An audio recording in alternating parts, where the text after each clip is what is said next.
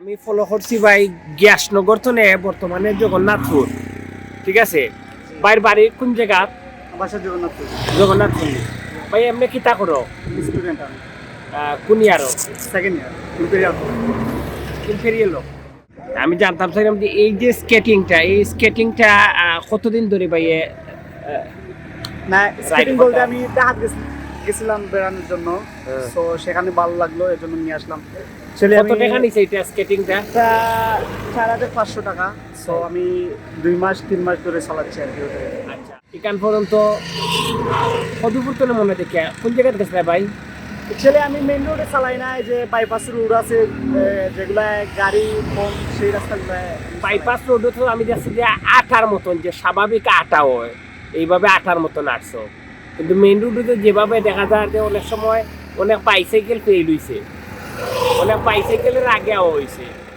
ঠিক আছে, এরপরে যারা একটা- প্রফেশনাল যারা চালায় অ্যাকচুয়ালি অনেক রেস দিয়ে চালাইতে হবে। অ্যাকচুয়ালি আমি নতুন, তো এর জন্য আর কি।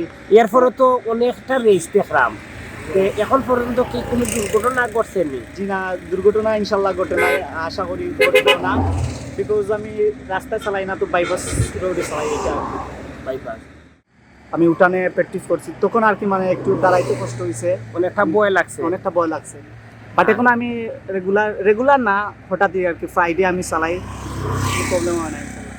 এরপরেও ভাই আমরা চাইমু যে সেফলি জার্নিটা হোক, সেফলি এইভাবে যে স্কেটিং, যেটা স্কেটিং না এটা, এই স্কেটিংটা সেফলি ভাবে চালাইবা।